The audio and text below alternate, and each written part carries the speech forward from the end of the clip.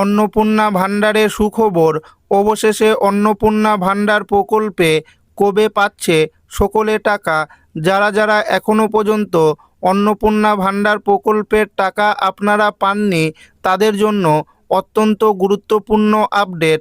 অন্নপূর্ণা ভাণ্ডার প্রকল্পের টাকা নিয়ে এবার বড় ঘোষণা করা হলো। যাদের যাদের এখনও পর্যন্ত এই প্রকল্পের টাকা ঢোকেনি, অর্থাৎ 1 জুলাই যে টাকা ছাড়া হয়েছিল, সেখানে যারা যারা টাকা পাননি তাদের জন্য এবার অবশেষে বড় ঘোষণা হয়ে গেল। তো কেন দেরি হচ্ছে এই টাকা দিতে, এবার কারা কারা এই টাকা পাবেন আর কারা কারা টাকা পাবেন না, ফাইনালি কত তারিখে আসছে এই টাকা, অর্থাৎ যারা যারা টাকা পাননি তারা কবে টাকা পাবেন, সমস্ত কিছু জানিয়ে দেব আজকের এই ভিডিওটিতে এবং আপনাদেরকে প্রমাণ সমেত দেখাবো।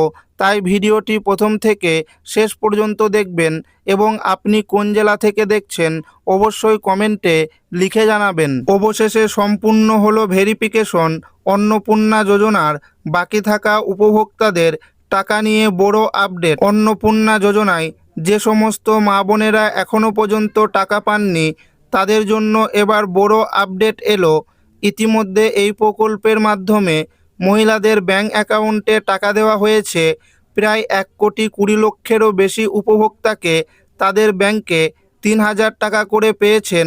1 জুলাই মহিলারা এই মাসের টাকা পেয়েছেন, কিন্তু 26 লক্ষ মহিলার এই তারিখে টাকা পাননি। টাকা নিয়ে তারা খুবই দুশ্চিন্তায় রয়েছে।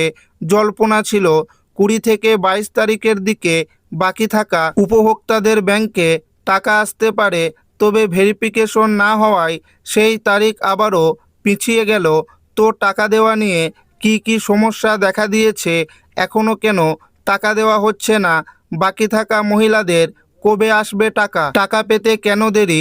জল্পনা ছিল 20 থেকে 22 তারিখের মধ্যে অ্যাকাউন্টে টাকা চলে আসবে, তবে সরকার ও প্রশাসনের পক্ষ থেকে টাকা পৌঁছানোর এই প্রক্রিয়াটি পিছিয়ে দেওয়া হয়েছে একটি কারণে, সেটি হলো সম্পূর্ণ সঠিক ভেরিফিকেশন। প্রশাসন চায় প্রতিটি প্রকৃত এবং যোগ্য উপভোক্তা যেন কোনো কারণ ছাড়াই টাকা পায়।